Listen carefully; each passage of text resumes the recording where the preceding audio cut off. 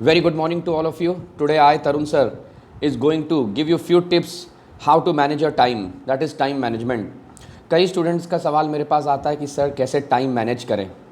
तो अगर आप ये क्वेश्चन रेज कर रहे हैं, इसका मतलब कहीं ना कहीं लक्ष्य आपका पूरी तरीके से निर्धारित नहीं है। You have not at all set up your aim and objective. क्योंकि जिनके लक्ष्य होते हैं वो फिर ये सवाल नहीं करते। टाइम मैनेजमेंट, मैं ये भी नहीं कहूँगा जिस तरीके से मैं टीवी पे, सोशल नेटवर्किंग पे देख रहा हूँ दैट अभी आपके पास टाइम ही टाइम है। ये कैसा सवाल हुआ? स्टूडेंट्स के लिए ना तो कभी टाइम था, ना तो कभी टाइम है, ना तो कभी टाइम होगा, क्योंकि उनको 24 घंटे एक्टिव रहना है। They have to be active for 24 hours. आपको पता होना चाहिए कि एक 6th, 7th और 8th क्लास का भी बच्चा कॉम्पिटिटिव लेवल की इंग्लिश ग्रामर पढ़ता है, तो आप सोच सकते हैं कि उसके पास भी सुकून होगा? कभी नहीं। सो ऐसे सवाल भी उठाना, समझ लीजिए, एक तरीके से आपको कमज़ोर कर रहे हैं। मैं आज आपको इस वीडियो में एक पूरे दिन का किस तरीके से आपको टाइम मैनेजमेंट करना है वो बताने वाला हूँ। सबसे पहली बात तो, अगर आप सुबह जल्दी नहीं उठ रहे हैं तो इसका मतलब आपको डाइजेशन की प्रॉब्लम हो सकती है। वो पूरा रूटीन बिगड़ जाता है। आपका ब्रेकफास्ट टाइम से नहीं होगा, चिड़चिड़ाहट होगी आपको। अगर आपका ब्रेकफास्ट टाइम से नहीं हुआ तो फिर वहाँ लंच डिस्टर्ब होगा। लंच डिस्टर्ब हुआ तो इवनिंग स्नैक्स और फिर डिनर। तो सबसे पहले तो टाइम मैनेजमेंट में खाने का एक रूटीन बना लीजिए कि ब्रेकफास्ट इतने बजे करना है, लंच इतने बजे करना है। इतने बजे भी नहीं, जितने बजे होना चाहिए एक्चुअली, और ये आप लोग को बेहतर पता है। सुबह का जो टाइम रहता है उसमें आप अपना सबसे इंटरेस्टेड सब्जेक्ट पढ़ लीजिए। फॉर एग्ज़ाम्पल, मैं थोड़ा अपने बारे में बता दूं। जब मैं स्टूडेंट था तो मैं मॉर्निंग टाइम में बिज़नेस स्टडीज़ पढ़ता था। I was a commerce student. 5 बजे उठा और मेरा स्कूल रहता था 8:20 का। तो मैं 5 से 6:30 या 5 से 7 बजे तक बिज़नेस स्टडीज़ पढ़ लेता था। इसका मतलब मुझे पूरे दिन की एक सब्जेक्ट की टेंशन नहीं रहती थी। 5 सब्जेक्ट सभी के पास होते हैं, ये लेक्चर सभी के लिए हैं। मिनिमम 5 सब्जेक्ट्स जो मेजर सब्जेक्ट्स होते हैं वो सभी के पास रहते हैं। तो मॉर्निंग में आपने क्या किया? सबसे पहले उठ के गेट फ्रेशन अप। आपने एक मेजर सब्जेक्ट जो आपका सबसे मनपसंद सब्जेक्ट है वो आपने कहीं ना कहीं पढ़ लिया। वो कोई भी हो, फिज़िक्स, केमिस्ट्री, बायो, अकाउंट्स, कुछ भी। उसके बाद फिर आपने परिवार वालों के साथ ब्रेकफास्ट करिए, बातचीत करिए, वॉच सम न्यूज़। उसी दौरान वॉच सम इंग्लिश न्यूज़। और सबसे इम्पॉर्टेंट है, खासकर जो आजकल माहौल चल रहा है उसके हिसाब से, तो ऑब्वियसली आप अपने आप को अपडेटेड रखिए। जैसे ही आप न्यूज़ देख लेते हैं तो करीबन हो जाएगा 9 बज जाएगा। फिर 9 बजे आप सीरियसली दूसरे सब्जेक्ट को उठाइए 11 या 12 बजे तक। बीच बीच में ठीक है, इतना प्रेशर नहीं लेना है। बीच बीच में आपको लगता है देन ऑल्सो कीप वॉकिंग। अगर आप बुक से पढ़ना पसंद करते हैं, कि देखिए 2-3 तरीके से बच्चा पढ़ता है। एक, वो क्या करता है कि देखता है और फिर लिख के वो याद करता है। मैं भी ऐसे किया करता था।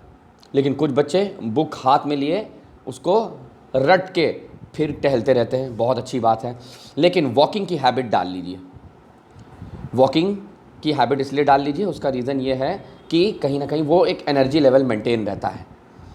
बैठने से थोड़ा लिथार्जिक, थोड़ा लेज़ी हो जाता है। तो 12 बजे तक आप दूसरा सब्जेक्ट निपटा देंगे। फिर 12 से 1 बजे तक अगर आप न्यूज़ में उतना इंटरेस्टेड नहीं हैं, कुछ बच्चे कहते हैं कि न्यूज़ इज़ बोरिंग, तो 12 से 1 के बीच में आप अपनी कोई मनपसंद सॉलिड जिसको कहते हैं, जो आपको कुछ बहुत नॉलेज दे, कोई एक ऐसा चैनल सब्सक्राइब कर लीजिए। चाहे वो डिस्कवरी हो, चाहे वो नेशनल जियोग्राफिक चैनल हो, चाहे वो कोई सीरीज़ हो जो आपको बहुत पसंद आ रही हो। लेकिन मैंने फिर बताया कि वो सीरीज़ में दम होना चाहिए। कि आप अगर 1 घंटे की सीरीज़ देख रहे हैं तो कम से कम 10 लोगों को उसके देखने के बाद कुछ शिक्षा दे सकें। 1 बजे आप आराम से फिर से थोड़ा बहुत घर का काम करिए, सपोर्ट करिए अपने फैमिली मेम्बर्स को। इस तरीके से बच जाएगा 2 बजे आप अपना लंच कर लीजिए। तुरंत नहीं सोना है, थोड़ा वॉक करिए, फिर उसके बाद थोड़ा टेक अ नैप। नैप का मतलब होता है झपकी। तो मैं ये मान के चलता हूँ 3:30 बजे तक आप ये सब काम कर लेंगे। 3:30 बजे अब आप अपना तीसरा सब्जेक्ट उठाएंगे। तीसरे सब्जेक्ट को आप 5-5:30 बजे तक पढ़िए। अब आप कैसे पढ़ेंगे? अपने दिमाग में ये डाल लीजिए कि शाम को आप अपनी हॉबी करने जा रहे हैं।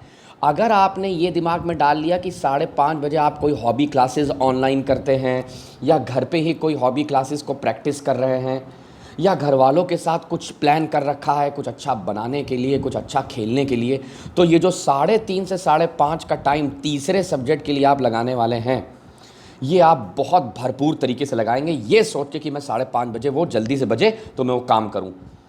तो ये तीसरा सब्जेक्ट आप 5:30 बजे तक निपटा देंगे। अब आप 5:30 बजे, जैसे मैं तो पेशे से टीचर हूँ, आई एम अ ट्रेनर, तो भाई मेरे पास तो एक ही काम है कि मैं ट्रेनिंग देता हूँ, लेकिन मैं भी कभी कभी नोट्स बनाता रहता हूँ, I write a book and all. तो 5:30 से लेके 1 घंटा आप अपने मनपसंद का कोई काम करेंगे और डेली इसको हैबिट बना लीजिए। अब वो एक्सरसाइज हो, योगा हो, मेडिटेशन हो, ईटीसी बहुत सी चीज़ें हैं, वो आपको बेहतर पता होगा। ये हो जाएगा 6:30, 1 घंटा 6:30। आधा घंटा आप कुछ स्नैक्स खा लीजिए, खासकर फ्रूट्स खा लीजिए आराम से। फिर से एक बार बैठ के परिवार वालों के साथ थोड़े बातें कर लीजिए, न्यूज़ देख लीजिए। 7 बजे वहाँ से आप फिर उठ जाएंगे, थोड़ा बैल्कनी में चले जाइए, टेरेस पे चले जाइए, 15-20 मिनट, ये मान के चलता हूँ 7:30 बज गए।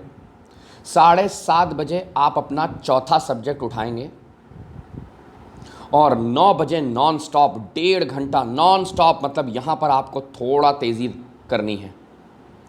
9 बजे तक वो चौथा सब्जेक्ट आप पढ़ेंगे। 9 से 9 बजे एग्जैक्ट आप अपना डिनर कर लीजिए। 9 बजे एग्जैक्ट आप अपना डिनर कर लीजिए, क्योंकि आपको अगले दिन फिर जल्दी उठना है, डाइजेशन में कोई प्रॉब्लम ना हो।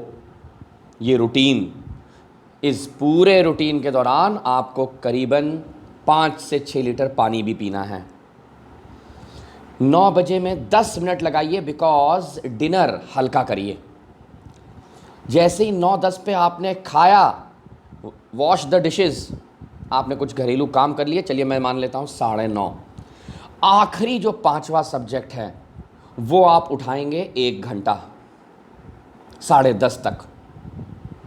उसके बाद you will go off to bed, आप चले जाइए सोने, क्योंकि आपको अगले दिन फिर 5 बजे वही सब्जेक्ट उठाना है जो मैंने आपको कहा।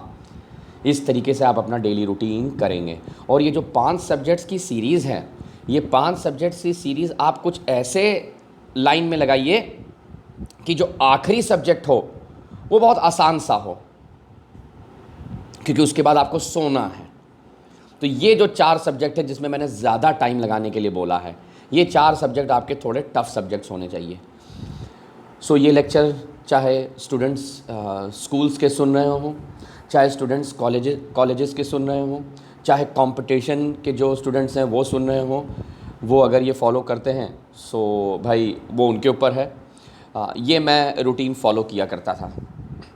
तो मंडे टू सैटरडे ये रूटीन चलना चाहिए आपका। संडे को आप अपना पूरा दिन कुछ क्रिएटिव में लगा दीजिए। पेंटिंग है, ड्राइंग है, स्केचिंग है, इंटीरियर डेकोरेशन है, प्लांटिंग सैपलिंग्स, पेड़ पौधे लगाना है, गाड़ी साफ़ करना है, छत को जाके धोना है। तो कुछ इस तरीके से चीज़ें आप संडे को कर सकते हैं। अपनी रिकॉर्डिंग, कोई पर्सनल रिकॉर्डिंग करना है, आपको डांस का शौक़ है, सिंगिंग का शौक़ है, तो वो संडे को पूरा करिए। मेरे चैनल को आप सब्सक्राइब करिए, that is desire career point by Tarun sir. मैं और भी वीडियोस ऐसे भेजता रहूँगा। My number is 9839305466। शायद मैंने करीबन 2000 बच्चों से ज़्यादा बच्चों को मैंने मोटिवेशनल ट्रेनिंग दी है। तो इस टाइम को मैं ये नहीं कहूँगा कि इस टाइम को 12 महीने आपको यही करना है। ये मत सोचिए कि ये टाइम मिल गया तो आप ये कर ले जाएंगे। मत बोलिए ये सब, ना ही किसी की बातों में आइए। आपको करना है तो करना है, दैट्स इट। कोई वीडियो देखने की ज़रूरत है ही नहीं। मेरा भी वीडियो जिसको देखने की ज़रूरत पड़ रही है, इसका मतलब उसका लक्ष्य कमज़ोर है। आईएएस की तैयारी करने वाला वीडियो नहीं देख रहा होगा, पीसीएस की तैयारी करने वाला वीडियो नहीं देख रहा होगा, क्योंकि वो उसका जुनून है।